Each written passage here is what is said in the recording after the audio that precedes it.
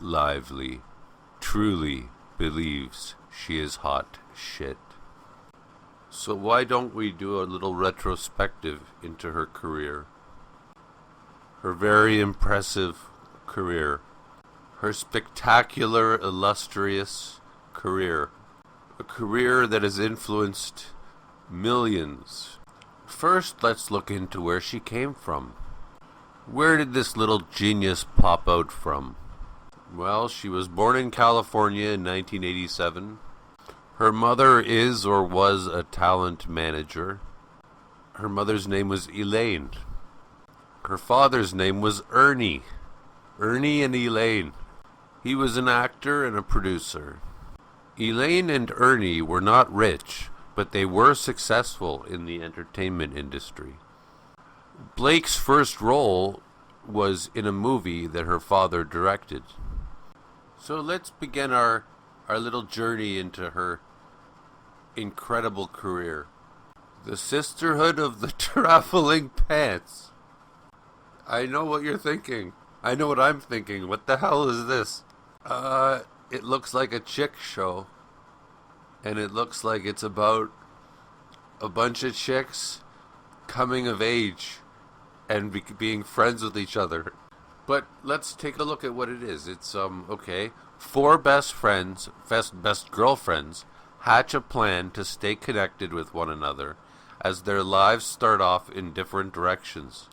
They pass around a pair of secondhand jeans that fits each of their bodies perfectly. Now, if that ain't an amazing idea for a movie, I don't know what is. Presumptuous of me to think that it's a chick flick? Maybe. Well, on IMDb, it's classified as coming of age, teen comedy, teen drama, teen romance, comedy, drama, romance. So you tell me if that qualifies as chick flick.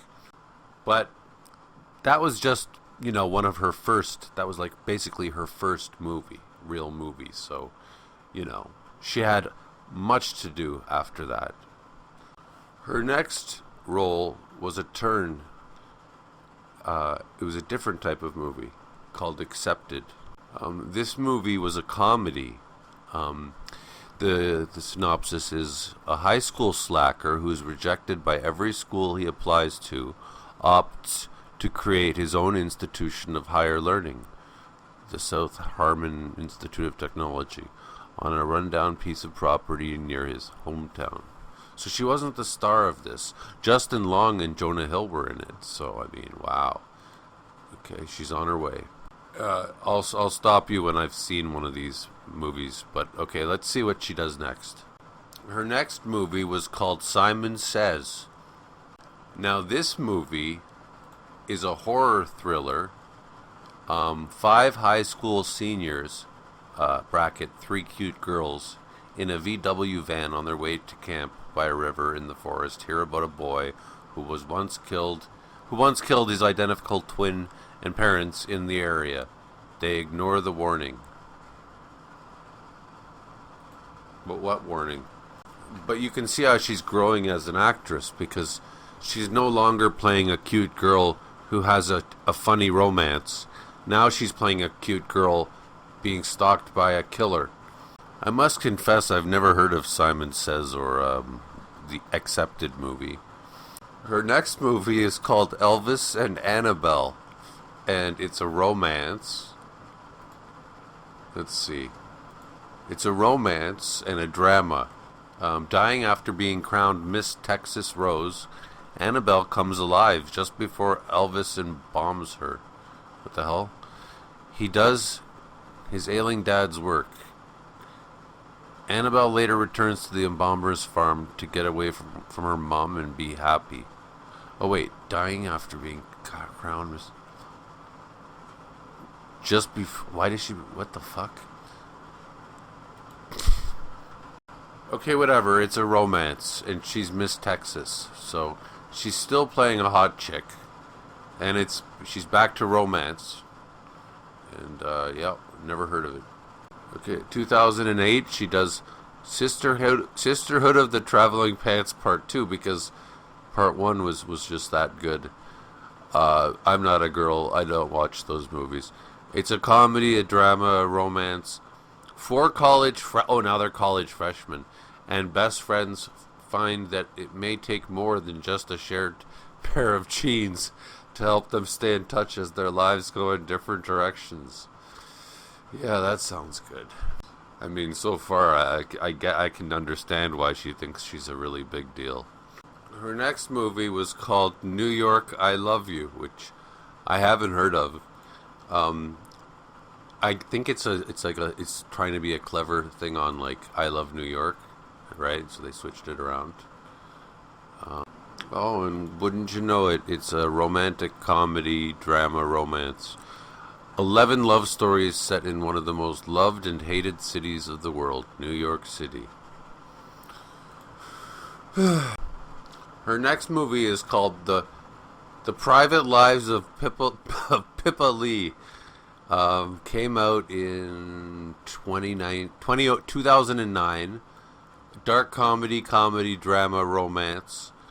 She's not the star, but there are famous people in it, like Keanu Reeves and Alan Arkin.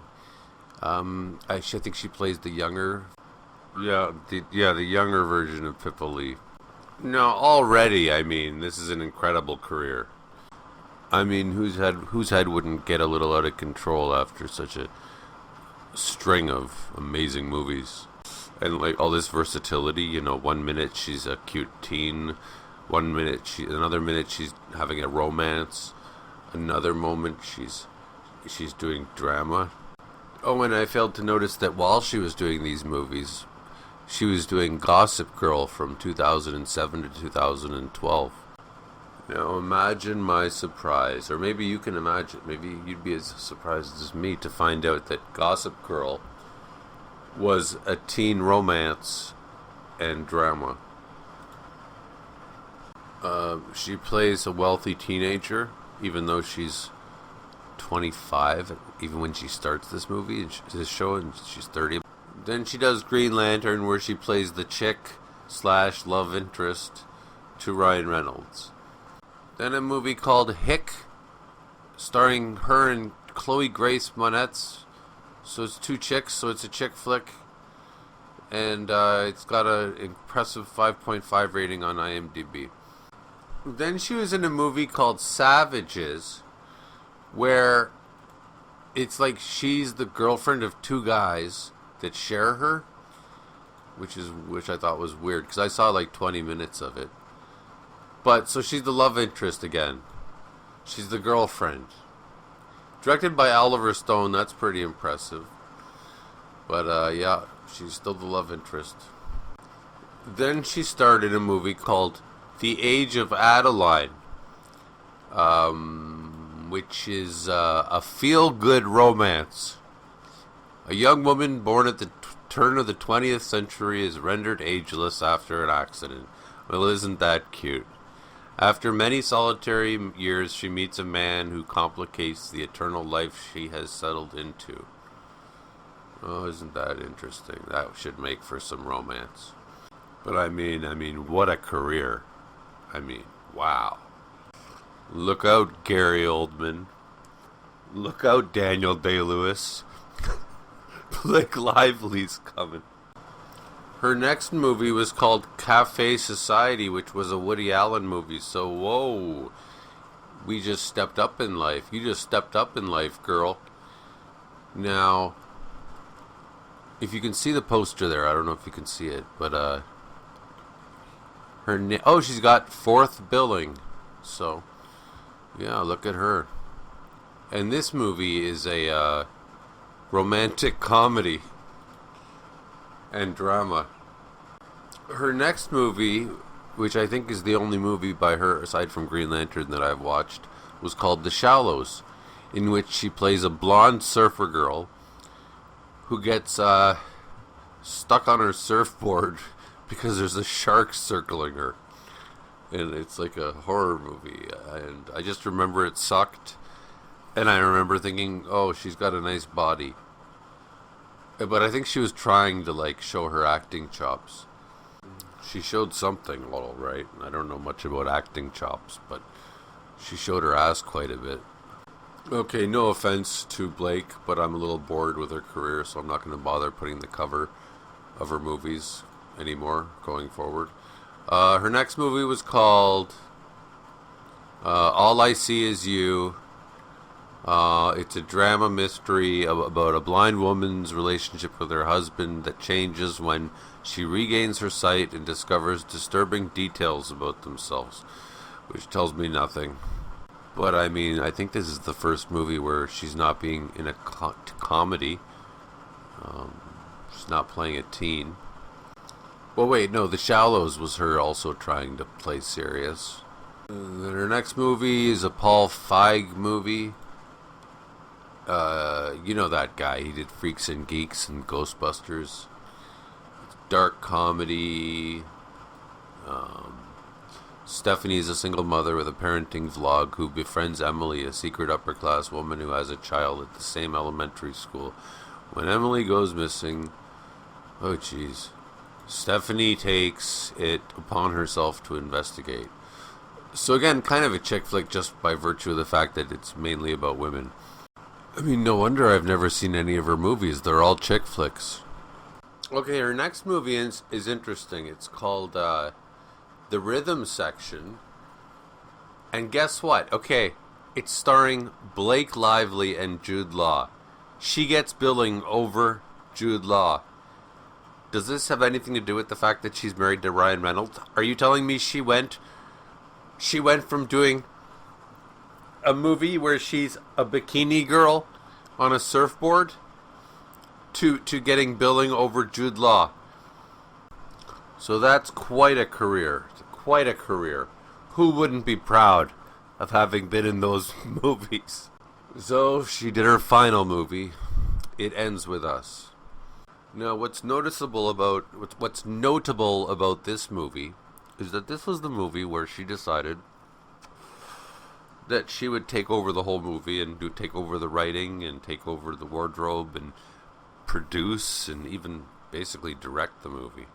Because, I mean, after having made all of those chick flicks, I can understand her thinking that, you know, she's creative enough to do the whole movie herself.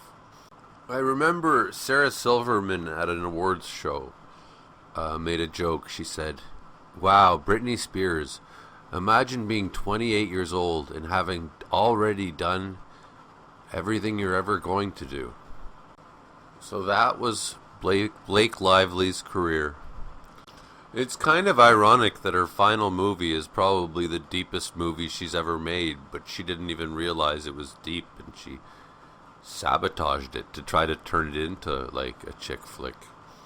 But in all honesty, going over her career, I feel a lot better of my lack of a career, because I'd rather have no career than have been in such crap. And like, no offense to chick flicks, but they're on par with, you know, buddy movies. You know, it might as well be Dude, Where's My Car? Nothing against romance movies either. Just like nothing against soap operas.